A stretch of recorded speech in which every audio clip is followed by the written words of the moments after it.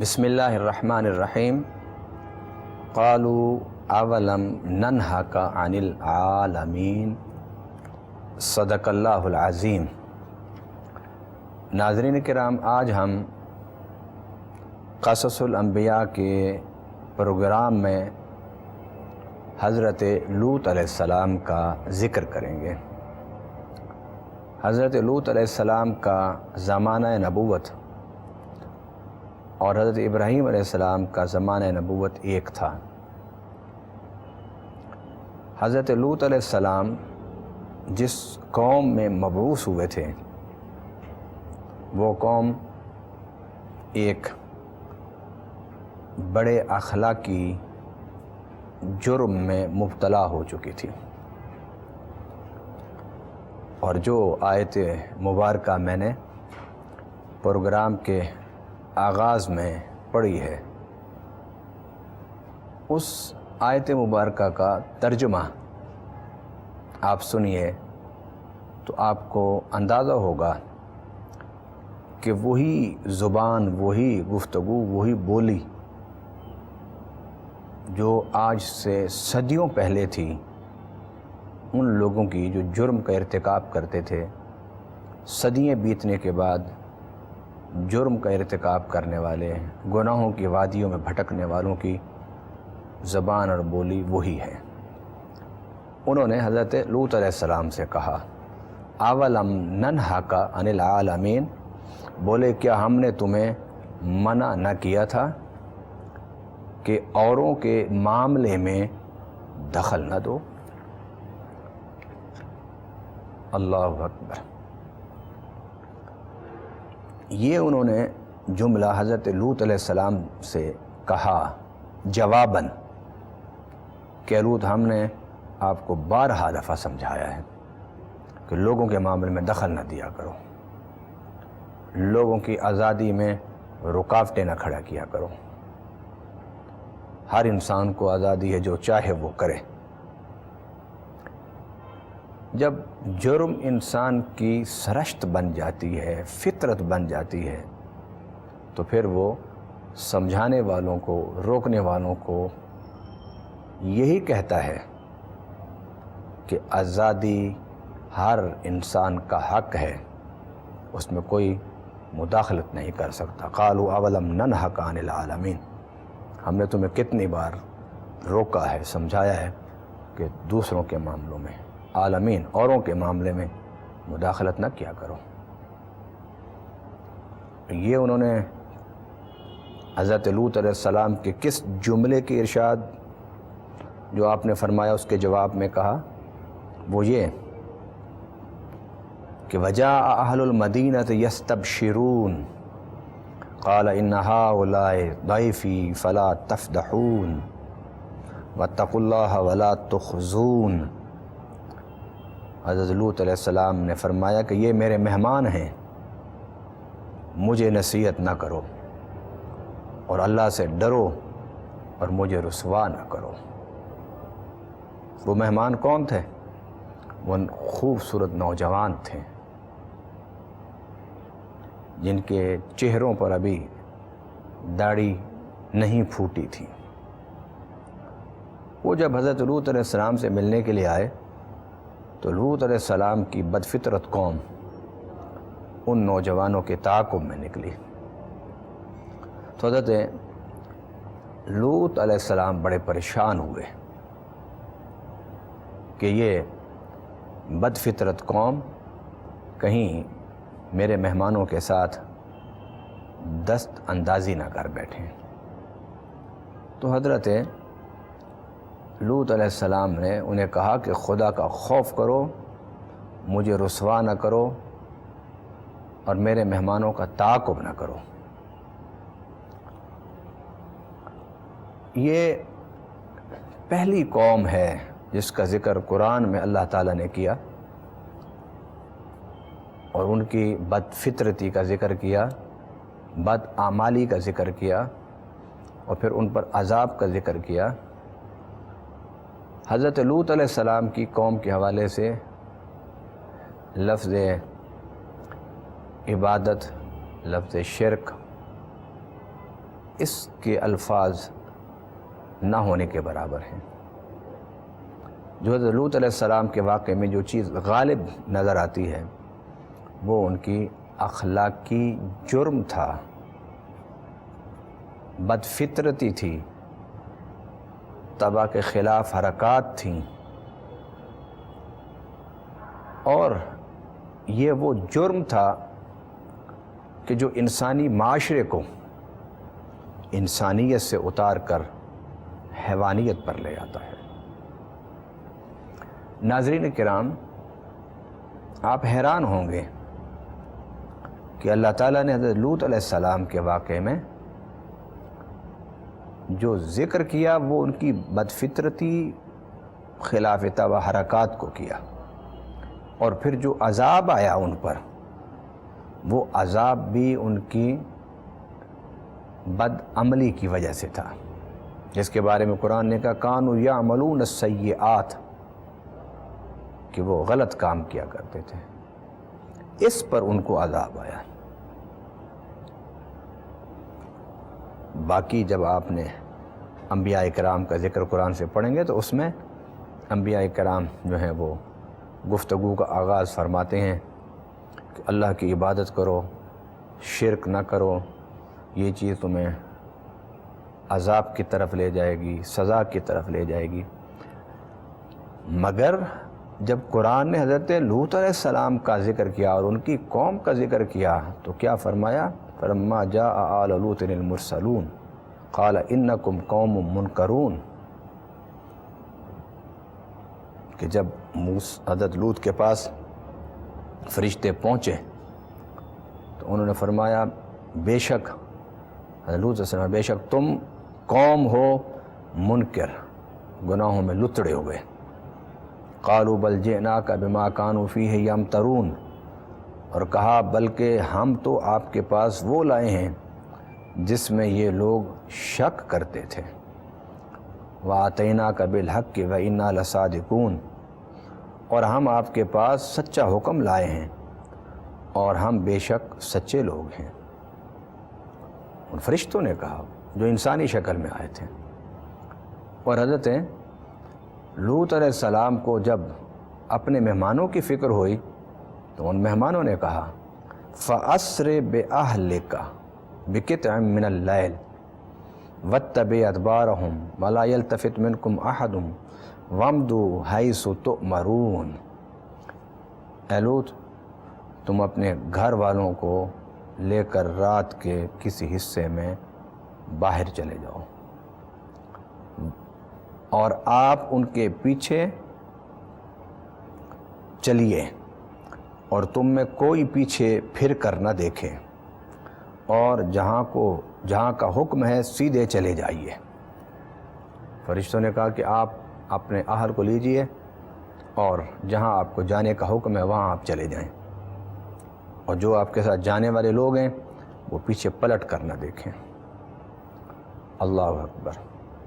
لوط علیہ السلام فکر میں تھے کہ یہ بد فطرتی کی وجہ سے میرے مہمانوں پر ہاتھ نہ ڈالیں اور انہیں پریشان نہ کریں، مگر وہ فرشتے جو انسانی شکل میں تھے وہ انہیں کہہ رہے تھے کہ آپ ہماری فکر نہ کریں، آپ اپنے اہل و عیال کو اور ایمان والوں کو لیں اور یہاں سے آپ نکل جائیں۔ یہ تو بالکل اختتامی گفتگو ہے جو فرشتوں میں اور لوط علیہ السلام میں ہوئی، بلکہ اب آئیے وہ گفتگو جو قرآن نے اس موقع پر کی کہ جس موقع پر حضرت لوط علیہ السلام کے مہمان ان کے گھر بیٹھے ہوئے تھے اور ان کی قوم کے اوباش، آوارہ مزاج، بد مزاج لوگ ان کے گھر کے ارد گرد کھڑے تھے کہ یہ مہمان باہر آئیں تاکہ ہم انہیں اپنی ہوس کا نشانہ بنائیں، یا رات کا وہ پہر آئے کہ جب لوگ سو جائیں تو ہم ان مہمانوں کو اپنی ہوس کا نشانہ بنا سکیں۔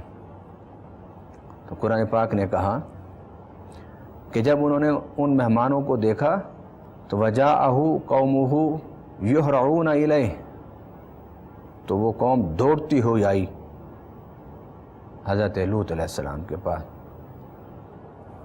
وَمِن قَبْلُ كَانُوا يَعْمَلُونَ السَّيِّئَاتِ، اور یہ قوم تھی جس کو گناہوں کی عادت پڑ چکی تھی، تو جب انہوں نے دوڑتے ہوئے آیا اور دیکھا تو حضرت لوط علیہ السلام کی زبان سے بے ساختہ ایک جملہ نکلا، فرمایا یا قوم ہؤلاء بناتی ہن اطہر لکم، اے میری قوم فطرت کا راستہ اختیار کرو،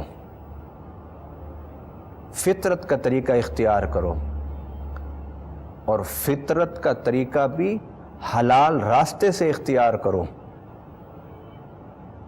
شادی میاں بیوی میں جب ہوتی ہے تو ایک مرد ہوتا ہے، ایک عورت ہوتی ہے، مگر اس فطرتی عمل کو حلال بنانے کے لیے نکاح کی ضرورت ہوتی ہے، جائز بنانے کے لیے نکاح کی ضرورت ہوتی ہے۔ بہت ساری چیز حلال ہیں، مگر اس حلال کام کو اختیار کرنے کے لیے بھی شریعت نے ایک حدود مقرر کی ہیں۔ مگر کچھ چیزیں تو وہ ہیں کہ جو کسی صورت بھی جائز نہیں ہو سکتی۔ مثلا اب جانوروں میں سے جانور ہے بکری، آپ کے لیے حلال ہے، مگر اس کو کھانے کے لیے آپ کو ایک جائز راستہ اختیار کرنا ہوگا، اور وہ جائز راستہ کیا ہے کہ آپ اللہ کا نام پڑھ کے اسے پہلے ذبح کریں۔ اگر وہ خود مر جاتی ہے یا رب کے نام کے علاوہ بتوں کے نام پر آپ اسے ذبح کرتے ہیں تو اس کا کھانا حلال نہیں ہے، جائز نہیں ہے۔ حلال چیز حلال ہوتے ہوئے بھی اس کے استعمال کرنے کے لیے جائز راستوں کا انتخاب کرنا پڑتا ہے۔ ایک مرد کے لیے ایک عورت کے ساتھ فطری تعلقات قائم کرنے کے لیے قائم کرنا حلال ہے، مگر اس حلال تک پہنچنے کے لیے بھی راستہ اختیار کرنا ہوگا جو جائز راستہ ہو، اور وہ راستہ ہے نکاح کا۔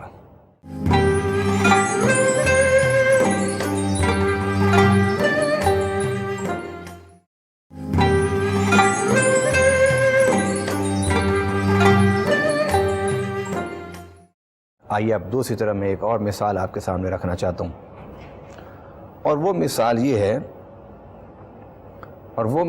ہے کہ قرآن پاک میں اللہ تعالیٰ نے خنزیر کو حرام کیا ہے، خنزیر کو حرام کیا ہے۔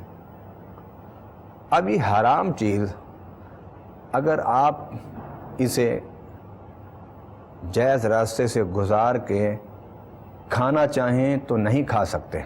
مثلا اگر کوئی خنزیر کو پکڑ کر نعوذ باللہ اس پر اللہ کا نام لے کے اسے ذبح کر لے اور کہے میں تو اسے کھا سکتا ہوں، نہیں بھائی، اللہ کا نام ضرور تم نے لیا ہے، مگر اللہ کا نام جائز اسے کرتا ہے کھانا جو فی الاصل حلال ہو، تو خنزیر تو حرام ہے، تو حرام کو آپ کیسے کھا سکتے ہیں؟ جائز راستے سے نہیں کھا سکتے۔ حرام چیزوں کے لیے جائز راستہ نہیں ہوتا، حلال چیزوں کے لیے جائز راستہ ہوتا ہے۔ رب العالمین نے جو حلال کیا ہے وہ مرد اور عورت کے تعلق کو، لیکن اس تعلق کو اگر آپ نے جائز کرنا ہے تو پھر نکاح کرنا ہوگا، مگر ایک مرد کا ایک مرد سے تعلق یہ تو اصلاً حلال ہی نہیں ہے، تو اس کو کسی بھی راستے سے جائز نہیں کیا جا سکتا۔ جائز راستہ ان کاموں میں آپ نے اختیار کرنا ہے کہ جو حلال چیزیں ہوں، اور اگر حرام چیزیں ہوں تو ان کے لیے جائز راستہ اختیار نہیں کیا جاتا۔ اللہ تعالیٰ نے، نبی پاک صلی اللہ علیہ وسلم نے اور انبیاء کرام کی تعلیم نے، نبوت اور رسالت کی جو گفتگو ہے اور نصیحتیں ہیں وہ اس حوالے سے بڑی واضح ہیں کہ ہم جنس تعلق اسلام میں جائز نہیں ہے، اور صرف اسلام میں ہی نہیں، یہ تو لوط علیہ السلام کا واقعہ ہے اور ان کی قوم کا واقعہ ہے، یہ اسلام سے پہلے کا واقعہ ہے، حضرت ابراہیم کے زمانے کا واقعہ ہے، اسلام کا واقعہ نہیں کہ اسلام نے اسے حرام کیا ہو یا اسلام نے اسے ناپسندیدگی کی نگاہ سے دیکھا ہو، یہ حضرت لوط علیہ السلام کے زمانے میں جب یہ واقعات پیدا ہوئے تو اس وقت جو وحی اتری اللہ تعالیٰ کی، اس وحی نے ان چیزوں کو حرام، ممنوع اور ناجائز قرار دیا، اور اس سے پہلے عقل اور فطرت اس کو ٹھیک نہیں سمجھتا تھا۔ انسان کی فطرت، انسان کی طبع، انسان کا عقل اس کی طرف مائل نہیں ہوتا تھا۔ یہ پہلی قوم ہے کہ جنہوں نے اس قسم کی بے راہ روی کو اختیار کیا اور رواج دیا۔ اس سے پہلے یہ بے راہ روی آپ کو تاریخ انسانیت میں نظر نہیں آتی۔ یہ بے راہ روی آپ کو حضرت لوط علیہ السلام کی ناخلف جو قوم تھی ان سے نظر آتی ہیں۔ انہوں نے اسے اختیار کیا، انہوں نے اسے رواج دیا، اور رب العالمین نے اس کے اول رواج اور اختیار کے وقت میں جو سخت موقف رکھا وہ انسانیت کو سمجھانے کے لیے، بتانے کے لیے کہ کہیں ایسا نہ ہو کہ کسی دور کی مہذب تہذیب آپ کو اس کام کی طرف مائل کر دے۔ ہرگز نہیں، یہ اسی طرح حرام ہے عمل کہ جس طرح قرآن پاک میں اللہ تعالیٰ نے خنزیر کو حرام کیا ہے، جس طرح اللہ تعالیٰ نے مردار کو حرام کیا ہے، جس طرح اللہ تعالیٰ نے خون کو حرام کیا ہے، جس طرح اللہ تعالیٰ نے اس جانور کو جس کو آپ نے ذبح کرتے وقت اللہ کا نام نہیں لیا، بتوں کا نام لیا ہے، اس طرح یہ حرام ہے۔ اس پر گفتگو کے لیے قرآن سمیت تمام الہامی کتابوں نے کوئی راستہ نہیں چھوڑا۔ تو حضرت لوط علیہ السلام نے فرمایا کہ ہاؤلائی بناتی ہن اطہر لکم، کہ یہ میری بیٹی ہیں، میری بیٹیوں سے مراد قوم کی بیٹی ہیں۔ تم ایک قوم ہو، اس قوم میں مرد بھی ہیں، اس قوم میں عورتیں بھی ہیں۔ اگر تم نے اپنی طبی ضرورتوں کو پورا کرنا ہے تو آؤ سیدھے راستے کی طرف آؤ، اور وہ سیدھا راستہ یہ ہے کہ ایک مرد ایک عورت سے شادی کے ذریعے اپنے جائز تعلقات پیدا کر کے اپنی طبی ضرورتوں کو پورا کرے۔ ایک عورت کا ایک مرد سے جو تعلق ہے اس کے دو مقصد ہیں۔ ایک مقصد یہ کہ انسان کی زندگی کی ایک سٹیج ایسا ہوتا ہے جس میں ایک عورت کو مرد کی ضرورت ہے، ایک مرد کو عورت کی ضرورت ہے۔ تم دونوں کا ملاپ آپس میں تمہاری طبی اور فطرتی ضرورتوں کی کفالت کرے گا، کفایت کرے گا، مگر اس کے ساتھ ساتھ اس تعلق کا مقصد انسانی نسل کی افزائش بھی ہے، انسانی نسل کی بقا بھی ہے۔ یعنی قرآن پاک میں اللہ تعالیٰ نے جہاں بھی مرد اور عورت کے تعلق کا ذکر کیا وہاں ان الفاظ میں کیا، نساؤکم حرث لکم، کہ یہ جو تمہارا تعلق ہے یہ ایسے ہی ہے جس طرح کسان اور ایک زرخیز زمین کا ہوتا ہے۔ کوئی بھی کسان زمین میں ہل نہیں چلاتا، روز آئے اور ہل چلا کے چلا جائے، اس سے پوچھا جائے کہ تو کیوں ہل چلا رہا ہے؟ بس جی ہل چلا رہا ہوں، میری زمین ہے۔ وہ ہل چلاتا ہے، اس میں بیج ڈالتا ہے، پھر اسے پانی دیتا ہے، پھر اسے فصل اٹھاتا ہے جس فصل پر اس کی زندگی کا دار و مدار ہے۔ قرآن نے مرد اور عورت کے تعلق کو ایک کسان اور ایک زمین، زرخیز زمین کے ساتھ مناسبت اور مشابہت دے کے بیان کیا ہے۔ یہ جو تعلق ہے اس حوالے سے کہ انسان اگر آج فصل اگاتا ہے تو کل کھاتا ہے۔ انسانی نسل کی اگر آپ بقا چاہتے ہیں تو اس کی بقا اس کی افزائش پر ہے، اور یہ افزائش کا ذریعہ ہے میاں اور بیوی کا تعلق۔ قرآن نے کہیں بھی یہ نہیں فرمایا کہ ہم نے میاں اور بیوی کے جو تعلق ہے وہ اس لیے بنایا کہ تم صرف اپنی طبی ضرورتوں کو پورا کرو۔ طبی ضرورتیں اللہ نے اپنے نظام میں پورا کرنے کے لیے انسان کو دیا ہے، اس کا نظام اور فارمولہ، مگر ہر کام کے کوئی نہ کوئی فوائد اور نتائج و ثمرات تو ہوتے ہیں نا۔ تو اس عمل کے فوائد کیا ہیں، ثمرات کیا ہیں، نتائج کیا ہیں، اور وہ بتایا یہ ثمرات اور فوائد یہ ہیں کہ انسان کی نسل پیدا ہو، انسان کی نسل بڑھے۔ اب جب قرآن کے اس فلسفے کو آپ نے سمجھا تو میں اسی فلسفے کو اور زیادہ واضح کر کے آپ کے سامنے رکھنا چاہتا ہوں۔ قرآن پاک میں اللہ تعالیٰ نے انسان کے جو رشتے ہیں ان میں سے ہر رشتے کو آیت اللہ نہیں کہا، اللہ کی نشانی نہیں فرمایا۔ مثلا بھائی کا بھائی سے رشتہ ہے، اسے آیت اللہ نہیں فرمایا کہ یہ اللہ کی نشانی ہے۔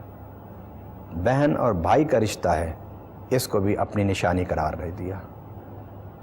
باپ اور بیٹی اور بیٹے کا تعلق ہے، رشتہ ہے، اس کو بھی آیت اللہ نہیں قرار دیا۔ کس رشتے کو آیت اللہ کہا کہ میری آیت ہے؟ وہ رشتہ صرف اور صرف میاں اور بیوی کا رشتہ ہے۔ فرمایا یہ میاں اور بیوی کا جو رشتہ ہے یہ اللہ کی نشانیوں میں سے ایک نشانی ہے۔ مقصد اس کا کیا ہے کہ تم محبت، مودت اور رحمت پر اسے استوار کرو اور ایک محبت بھری زندگی گزارو تاکہ تم ذہنی طور پر، قلبی طور پر سکون محسوس کرو۔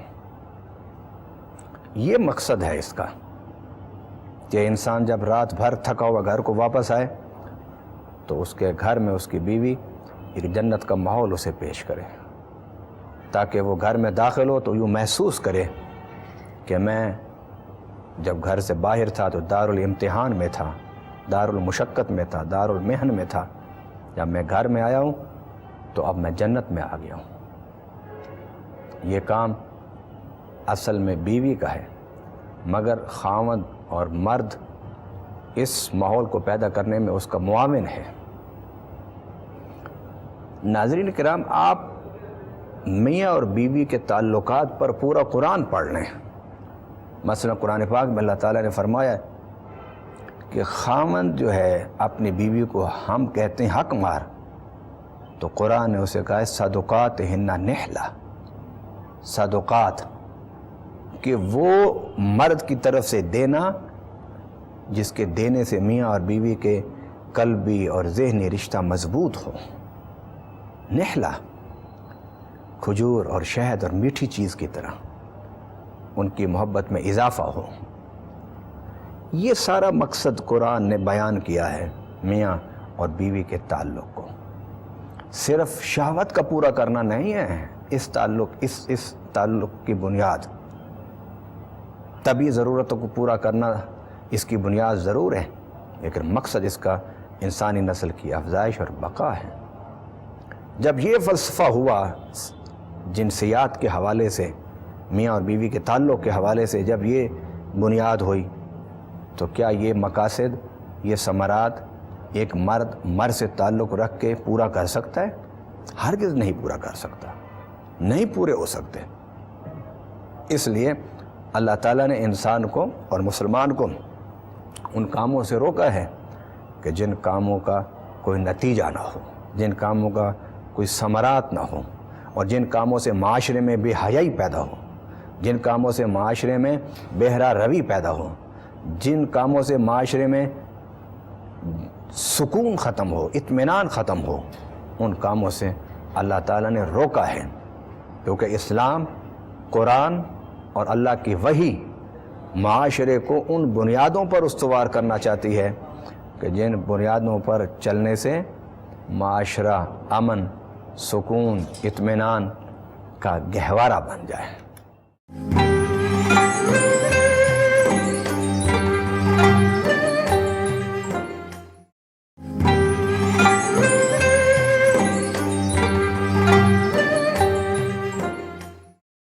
حاضرین کرام، جب آپ اسلام کی اس فلسفے کو سمجھ گئے تو اب آپ وہ ساری آیتیں جو قوم لوط کے حوالے سے قرآن نے ذکر کی ہیں ان کو سمجھنا آپ کو آسان ہو جائے گا، ان کا ادراک آسان ہو جائے گا۔ میں آج کے اس پروگرام کے حوالے سے دیکھنے والوں کو ایک دعوت فکر دوں گا کہ اس موضوع پر آپ خود پڑھیے اور اپنے قریب مدارس اور مساجد میں اور مراکز اسلامیہ میں جا کر اس موضوع پر تحقیق کے ساتھ علم حاصل کریں۔ وہ باتیں جو میں نے آپ کے سامنے رکھیں اس کو بنیاد بنا کر مزید تحقیق کا سلسلہ جاری رکھیں۔ اتنی شدت سے اس پر موقف حضرت لوط علیہ السلام کا، یہ حضرت لوط کا موقف تھوڑی تھا، یہ اللہ کا موقف ہے۔ یہ جو کہا جاتا ہے نا کہ اسلام دین فطرت ہے، اس کا مطلب کیا ہے؟ اس کا مطلب یہ ہے کہ انسان کے ذہن، انسان کی روح اور انسان کے بدن کو بہتر رکھنے کے لیے جو قوانین ہیں وہ صرف اللہ دے سکتا ہے۔ اس لیے کہ اللہ نے انسان کو تخلیق کی ہے، وہ جانتا ہے کہ اس کے روح اور جسم اور عقل و فکر کو بہتر کرنے کے لیے کون سے اصول اور کون سے ضوابط اور کون سا راستہ ہے۔ جس طرح کوئی دنیا میں ہم لوگ جو چیزیں اختیار کرتے ہیں، بناتے ہیں، دریافت کرتے ہیں، ایجاد کرتے ہیں، تو ہم ان چیزوں کے استعمال کے لیے ساتھ ایک فارمولہ رکھ دیتے ہیں، اور اگر اس فارمولے کے مطابق ہم ان چیزوں کو استعمال کریں گے تو وہ چیزیں کام بھی کریں گی اور ہمیں نفع بھی پہنچائیں گی، اور اگر ہم ان کاموں کو اس فارمولے کے مطابق ان چیزوں کو استعمال نہیں کریں گے تو وہ چیزیں ہمیں نفع نہیں دے سکتی۔ اب اگر کوئی گاڑی جس میں پیٹرول ڈلتا ہو اس میں کوئی ڈیزل ڈال کے کہے میں چلا لوں، اس کو نہیں چلا سکتا۔ اگر ڈیزل والی گاڑی میں آپ پیٹرول ڈال لیں اور آپ چلا کے دیکھیں، نہیں چلا سکتے آپ۔ یہ جو قوانین فطرت یہ ہوتی ہیں کہ اس چیز کو جب مینوفیکچر کیا جا رہا تھا تو اس وقت اس کے اندر کس کس چیز کی ضرورت رکھی تھی، یہ قوانین فطرت ہوتے ہیں۔ اللہ نے انسان کو بنایا، مینوفیکچر کیا اللہ تعالیٰ نے، تو اس کے دماغ کو کیا چاہیے، اس کی روح کو کیا چاہیے، اس کے بدن کو کیا چاہیے، وہ اللہ جانتا ہے، اور اس نے ہمیں بتا دیا کہ یہ قوانین ہیں، اگر ان پر عمل کرو گے تو یہ قوانین فطرت ہیں، اس پر عمل کرو گے تمہاری گاڑی چلتی جائے گی، اس سے ہٹو گے گاڑی رک جائے گی۔ تو حضرت لوط علیہ السلام نے فرمایا کہ اگر تم نے اپنے طبعی ضرورتوں کو پورا کرنا ہے تو یہ لڑکے نہیں ہیں جو تمہارے برادری میں، خاندان میں، رشتہ داروں میں جو لڑکی ہیں ان کے ساتھ نکاح کرو، ان کے ساتھ شادیاں کرو۔ ایک تو تمہاری طبعی ضرورتیں پوری ہوں گی، اور دوسرا معاشرہ بے حیائی اور عریانی اور فسق و فجور سے بچے گا۔ اس کے بعد کیا فرمایا؟ اللہ اکبر، آپ نے فرمایا فاتقوا اللہ ولا تخزون فی ضیفی، اللہ سے ڈرو اور مجھے میرے مہمانوں کے بارے میں رسوا نہ کرو۔ الیس منکم رجل الرشید، کیا تم میں کوئی ایک بھی نیک چلن آدمی نہیں ہے؟ اندازہ کیجئے ناظرین کرام کہ معاشرہ جب بگڑتا ہے تو اس میں عقل والے، فکر والے، علم والے، پیسے والے، غریب، امیر، سارے ایک رو میں چل پڑتے ہیں۔ تو آپ ذرا جملہ تو دیکھیے حضرت لوط علیہ السلام کا کہ وہ معاشرہ کتنا اخلاقی گراوٹ کی آخری حد تک پہنچ چکا تھا کہ آپ نے بڑی حسرت سے کہا الیس منکم رجل الرشید، کیا تم میں ایک بھی آدمی نہیں ہے جو نیک ہو، جو اچھی سوچ والا ہو، جو اچھے عمل والا ہو؟ تو انہوں نے جواب میں کیا کہا؟ انہوں نے قالوا لقد علمت ما لنا فی بناتک من حق، میں کہا ہم جانتے ہیں کہ ایک مرد کو ایک عورت سے تعلق رکھنا چاہیے، وَإِنَّكَ لَتَعْلَمُ مَا نُرِيدُ، اور ہم جانتے ہیں کہ تم کیا چاہتے ہو۔ اللہ اکبر۔ اس کے بعد حضرت لوط علیہ السلام نے کہا قال لو ان لی بکم قوۃ او آوی الی رکن شدید، بولے اے کاش مجھے تمہارے مقابلے میں کوئی ایسا قوت مل جاتی، کوئی ایسا مضبوط مل جاتا رکن، ستون، سہارا، کہ میں اس کی پناہ لے لیتا۔ یعنی یہ ان کے خوفناک اور غلط ارادوں کو جب آپ نے دیکھا کہ وہ ٹلنے والے نہیں ہیں، سمجھنے والے نہیں ہیں، تو جب آپ نے یہ جملے نکالے تو اسی وقت فرشتے بولے جو انسانی شکل میں تھے، نوجوانوں کی شکل میں تھے، وہ بولے اے لوط گھبراتے کیوں ہو؟ اِنَّ رُسُلَ رَبِّكَ لَن يَصِلُوا إِلَيْكَ فَأَسْرِ بِأَهْلِكَ بِقِطْعٍ مِّنَ اللَّيْلِ، مت گھبراؤ اے لوط، ہم تو ان کے امتحان کے لیے آئے تھے، باقی ان میں سے کسی کی جرت ہی نہیں ہے کہ ہم تک ہاتھ بھی پہنچا سکے۔ غلط عمل تو دور کی بات ہے، یہ ہمیں چھو نہیں سکتے، ہم تو صرف ان کے امتحان کے لیے آئے تھے۔ بس آپ ایسے کریں، رات کے آخری پہر میں اپنے اہل خانہ کو اور اپنے ایمان والوں کو لے کر نکل جائیں۔ جب آپ وہاں سے نکلنے لگے تو قرآن کہتا ہے وَلَا يَلْتَفِتْ مِنْكُمْ أَحَدٌ إِلَّا امْرَأَتَكَ، کہ سب آپ کے ساتھ چلے گئے، فرمایا کوئی پیچھے منہ پھیر کے نہ دیکھے مگر آپ کی بیوی رہ گئی۔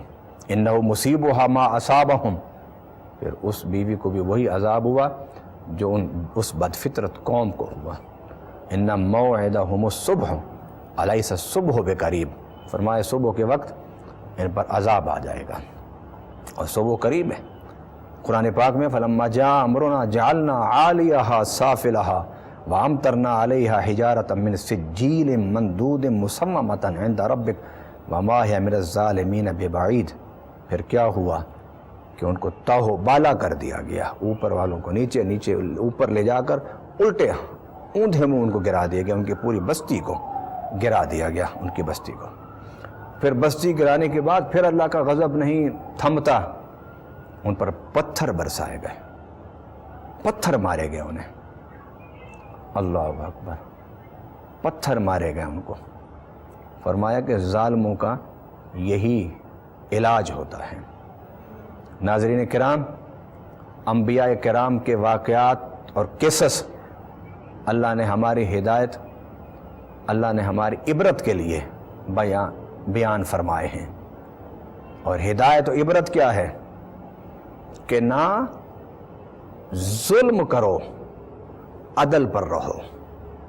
یہ قرآن اور وحی کے بڑے جامع الفاظ ہیں جس کے ارد گرد پورا قرآن گھومتا ہے کہ اسلام، قرآن اور وحی اور انبیاء کی نبوت و رسالت ظلم کا خاتمہ چاہتی ہے، عدل کا قیام چاہتی ہے، عدل کو قائم کرنا چاہتے ہیں۔ عدل کیا ہوتا ہے کہ ہر چیز اپنی جگہ پر ہو، اور ظلم کیا ہوتا ہے کہ جب کوئی چیز اپنی جگہ سے ہٹ جائے، یہ ظلم ہوتا ہے۔ انسانوں کے باہمی تعلق میں عدل کیا ہے کہ ایک مرد کا ایک عورت سے نکاح کا تعلق ہونا چاہیے، یہ عدل ہے معاشرے میں۔ اور اگر ایک مرد کا ایک عورت سے بغیر نکاح کے تعلق ہوگا تو یہ بھی ظلم ہے، اور ایک مرد سے تعلق قائم کرنے کی کوشش کرے گا، یہ بھی ظلم ہے۔ نبی پاک صلی اللہ علیہ وسلم پر جو قرآن نازل ہوا، فرمایا وَأُمِرْتُ لِأَعْدِلَ بَيْنَكُمْ، اللہ نے مجھے حکم دیا ہے کہ میں عدل قائم کروں، تم میں عدل قائم کروں۔ تو یہاں بھی فرمایا کہ یہ ظالم قوم تھی۔ جب توحید کو چھوڑ کے ہم شرک کی طرف آتے ہیں تو قرآن نے اسے صرف ظلم نہیں کہا، فرمایا ظلم عظیم، اس سے بڑا تو کوئی ظلم ہی نہیں ہے۔ اور جب انسان انبیاء کی تعلیمات کو چھوڑ کے، فطرت کی تعلیمات کو چھوڑ کے، اخلاقیات کو چھوڑ کے، جب انسان خلاف فطرت کاموں میں، بد اخلاقی میں، جب انسان انبیاء کی تعلیمات کے برعکس اعمال اختیار کرتا ہے تو یہ بھی ظلم ہے۔ ظلم اور عدل کے حوالے سے میں 2 جملے آپ کے گوش گزار کر کے اس پروگرام کو اختتام کی طرف لانا چاہتا ہوں، اور وہ مولا کائنات سیدنا علی علیہ السلام کا وہ جملہ ہے جس میں آپ نے فرمایا کہ اللہ تعالیٰ اس ریاست کو باقی رکھتا ہے کہ جس ریاست کے لوگ رب کو تو نہ مانتے ہوں، کافر ہوں، مگر عادل ہوں، وہ ریاست اللہ اس کی حفاظت کرتا ہے۔ اور وہ ریاست کہ جس میں حکمران اور رعایا، حکمرانوں کی ذمہ داری ہوتی ہے، حکمران اللہ کا نام لینے والوں یعنی مسلمان ہوں مگر ظالم ہوں تو اللہ اس ریاست کو خود تباہ کر دیتا ہے۔ عدل کی بڑی اہمیت ہے میرے ناظرین کرام، عدل کی بڑی اہمیت ہے۔ آپ اپنے فکر میں، اپنے انفرادی زندگی میں، اپنے عائلی زندگی میں، اپنے خاندان کی زندگی میں، اپنے وطن کی زندگی میں، اپنے محکمے کی زندگی میں عدل کو قائم کرنے کی کوشش کرو۔ عدل باقی رکھو گے تو انسانی زندگی باقی رہ سکتی ہے۔ اگر عدل باقی نہیں رکھو گے تو انسانی زندگی کبھی باقی نہیں رہ سکتی، نہ اس میں خوبصورتی پیدا ہو سکتی ہے، نہ اس میں متانت، نہ اس میں وقار پیدا ہو سکتا ہے۔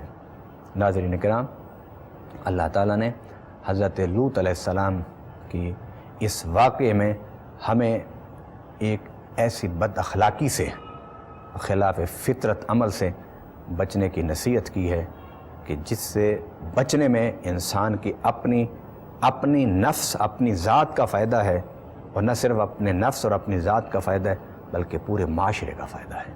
اور اسلام انفرادی فائدے کے ساتھ ساتھ اجتماعی فائدے کی بات کرتا ہے۔ آئیے حضرت لوط علیہ السلام کی ان تعلیمات کو سامنے رکھتے ہوئے ہم اپنے آپ کو، اپنے قرب و جوار کو اور اپنے وطن کو اس اخلاقی جرم سے بچانے کے لیے لوگوں کو سمجھانے کی کوشش کریں۔ اللہ تعالی ہم سب کو انبیاء کرام کے واقعات اور قصوں سے نصیحتیں اور سبق حاصل کرنے کی توفیق عطا فرمائے۔ وما علینا الا البلاغ المبین۔